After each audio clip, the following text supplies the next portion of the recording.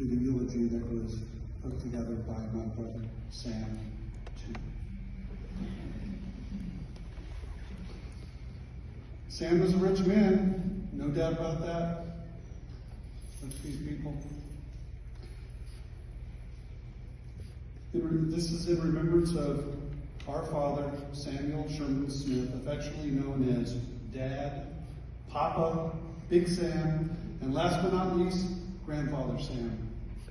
And then also, as we were younger, my sister and my brother and I called him Big Daddy-O. So I don't know if anybody ever used that, but we used to say, hey, Big Daddy-O, he's a big guy.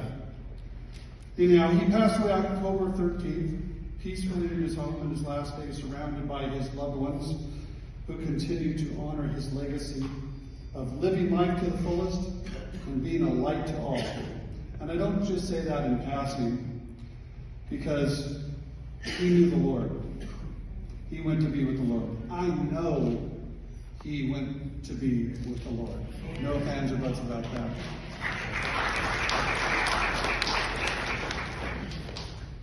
Dad was not afraid to share his belief in the Lord Jesus Christ with anyone. If we were in a restaurant, he'd lift his finger up, say prayers loud, let everybody hear. He was proud. He would never deny Christ. Let's see here. A couple of memories that my sister and I were talking about was we went out to Lake Elsinore, and since we were part of the first family, which I'll get to in a moment here, one of our crazy memories was hanging pots and pans on New Year's and going out to the Rose Parade with them, sleeping on the sidewalk in 30 degrees weather with a little blanket. And that's a good memory for us. We remember that very well. And then watch the Rose Parade. Sam talked about God with everyone.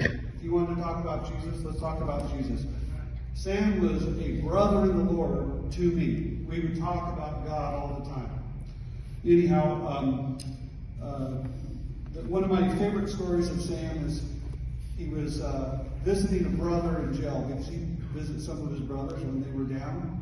And he was visiting a brother, and basically he said, hey man, can I do anything for you?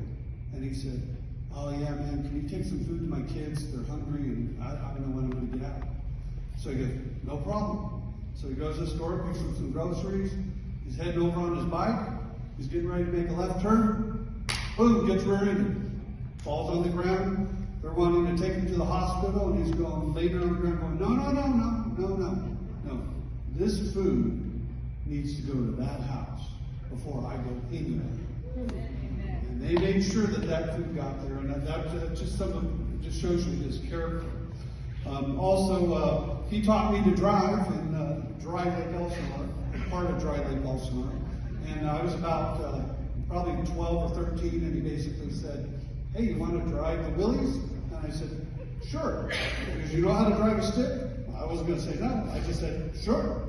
So I jumped in the front seat, and I saw him moving that stick around, and I jumped in there, and got behind the steering wheel, put the gas down, and jammed it into first without the clutch. And long and short, goes, whoa, hey, well, no, you got to put the clutch in. And I go, what's a clutch? So anyhow, that was just a fun time for me. Let's see here. Another fun memory is we would come out for the summers and spend time with our brothers. And one time we were up in the attic, and it wasn't me that fell to the ceiling of the house.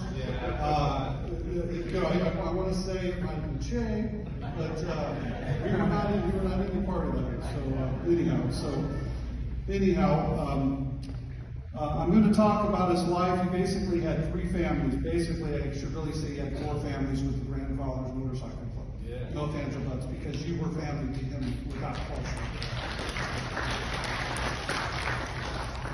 Dad was born August 3rd, 1939 in Philadelphia, Pennsylvania. Dad lived and went to school in Boston, Massachusetts. I can't say that word. In that area, until about 10 years old. He was raised by my grandmother, Grandma Jean, and she wanted her son to be mentored by men because she was a single mother. So she sent him to a boarding school where they taught him proper etiquette and how to stand up for himself. The school had a boxing ring.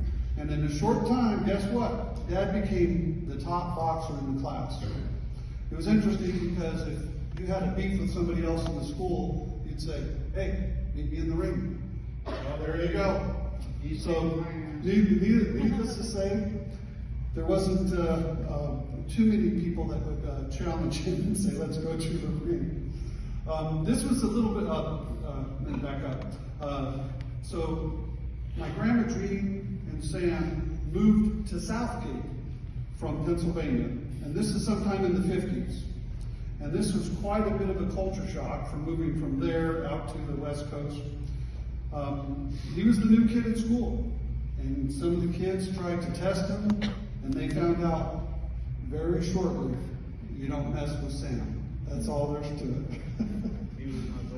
So, anyhow, being a natural born servant patriot, he joined the U.S. Navy at the age of 17, serving